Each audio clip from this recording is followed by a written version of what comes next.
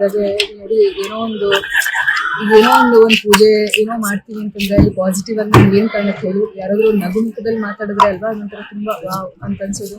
ಹಾಗೆ ಅಪರ್ಣ ಅವ್ರು ಬರ್ತಿದ್ದಕ್ಕೆ ಅವ್ರ ನಗುನೇ, ಅವರ ಒಂದು ಪ್ಯೂರ್ ಸ್ಮೈಲ್ ಅಂತ ಹೇಳ್ತಾರಲ್ಲ, ಅದು ಯಾವಾಗ್ಲೂ ಇರ್ತಿತ್ತು. ಸೊ ಯಾ ಅಪರ್ಣ ಅಂದ್ರೆ ನನಗೆ ಪರ್ಸನಲಿ ಅಪರ್ಣ ಪ್ರೀತಿಯಿಂದ ಅಪ್ಪು ಅಂತ ಕರೀತಾ ಇದ್ದಾರೆ. ಅಪ್ಪು ನಗುಮುಖ ಅಷ್ಟೇ ಮುಖ. ಯಾವಾಗ ಭೇಟಿ ಮಾಡಿದ್ರು? ತುಂಬಾ ದಿನ ಆಯ್ತು. ಅಂದ್ರೆ ನನ್ನ ಮಗುನ ನೋಡ್ಕೊಂಡು ಇವತ್ತಿನ ಮನೆಗೆ ಬಂದಿದ್ರು. ಅವರು ಬಂದು ಊಟನ ಮಾಡ್ಕೊಂಡು ಹೋಗಿದ್ರು. ಐ ಥಿಂಕ್ ಕೋವಿಡ್ ಆದ್ಮೇಲೆ ಅನ್ಸುತ್ತೆ ಆ ಒಂದು ಸ್ಟೇಟಸ್ ಅಲ್ಲಿ. ಅದಾದ್ಮೇಲೆ ಅವ್ರಿಗೂ ಹುಷಾರ್ ತಪ್ಪು.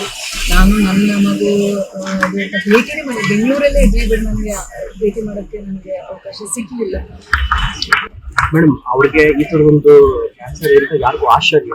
ಈಗ ಅದ್ರ ಬಗ್ಗೆ ಏನೋ ಚರ್ಚೆ ಮಾಡಿದ್ದ, ನೀವು ಆ ಶೋ ಮಾಡ್ಬೇಕಾದ್ರೆ ನಿಮ್ ಗಮನಕ್ಕೆ ಮಾತಾಡಿ? ಅವಾಗ ಏನು ಇರ್ಲಿಲ್ಲ ಅವ್ರಿಗೆ ಶೋ ಮಾಡ್ಬೇಕಾದ್ರೆ ಸ್ವಿಫ್ಟ್ ಅಂತ.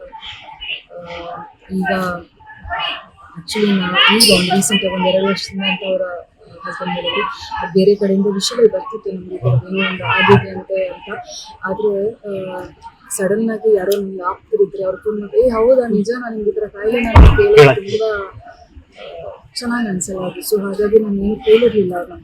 ಯಾಕಂದ್ರೆ ಆ ಥರ ಏನೋ ಅವರೇ ಒಂದು ವಾರಿಯರ್ ಥರ ಫೈಟ್ ಮಾಡ್ತಾ ಇರ್ತಾರೆ. ಆ ಥರ ಒಂದು ತನ್ನನ್ನು ಫೈಟ್ ಮಾಡ್ಕೊಳ್ತಾ ಇರ್ತಾರೆ, ಅವ್ರ ಬಾಡಿ ಜೊತೆ ಅವ್ರು ಫೈಟ್ ಮಾಡ್ತಾ ಇರ್ತಾರೆ. ಅಂತ ಸಂದರ್ಭದಲ್ಲಿ ಹೌದಾ ಅಂತ ಕೇಳಿದ್ರು ಅದು ಅವ್ರಿಗೆ ಒಂದು ಕುಗ್ದಂಗೆ ಆಗುತ್ತೆ ಅಂತ ಹೇಳಿ ನಾನು ಯಾವತ್ತೂ ಕೇಳಿಲ್ಲ ಅವ್ರನ್ನ. ಹೇಗಿದ್ದೀರಾ, ಊಟ ಮಾಡಿದ್ರಾ, ತಿಂಡಿ ಮಾಡಿದ್ರಾ, ಇಷ್ಟರಲ್ಲಿ ಇರ್ತಿದ್ವಿ. ಹೌದಾ ನಿಮ್ಮ ಬಗ್ಗೆ ಈ ಥರ ಕೇಳ್ಪಟ್ಟೆ ಅಂತಲೂ ಕೇಳಿಲ್ಲ. ಐ ನ್ಯೂ ಅಂಡ್ ಈಗ ಒಂದು 2 ತಿಂಗಳಿಂದ ಅವರೇ ನಮ್ಮ ಸರ್ಕಲಲ್ಲಿ ಅವ್ರು ಕನ್ಫರ್ಮ್ ಮಾಡಿದ್ರು yes I am going through this ಅಂತ. ಅವತ್ತಿಂದನೂ ನನಗೆ ಕಾಡ್ತಾನೆ ಇತ್ತು, ಇದು ಇಷ್ಟು ಸರಳ ವ್ಯಕ್ತಿ ಯಾಕೆ ಈ ಥರ ಮಾಡ್ಬಿಟ್ರಲ್ಲ ದೇವರು ಅಂತ. ಈ ನಿರೂಪಣೆಯನ್ನು ಎಲ್ಲರಿಗೂ ನೀಡಬೇಕನ್ನೋ ಒಂದು ಉದ್ದೇಶದಿಂದ ಶಾಲೆಯನ್ನು ತೆರೆಯುವಂಥ ಕನಸನ್ನು ಹೊಂದಿತ್ತು. ಆ ಕನಸು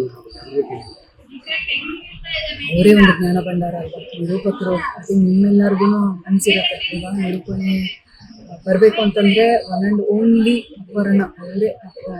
ಕನ್ನಡಕ್ಕೆ ಒಬ್ಬರೇ ಅಪರ್ಣ, ಕರ್ನಾಟಕಕ್ಕೆ ಒಬ್ಬರೇ Aparna.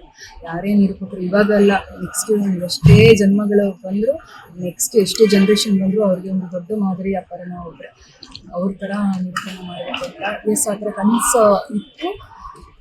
If you like this video, ಬೇಗ ಲೈಕ್ ಮಾಡಿ, ಕಾಮೆಂಟ್ ಮಾಡಿ, ಶೇರ್ ಮಾಡಿ ಹಾಗೂ ಯೋಯೋ ಟಿವಿ ಕನ್ನಡವನ್ನು ಸಬ್ಸ್ಕ್ರೈಬ್ ಮಾಡಿ.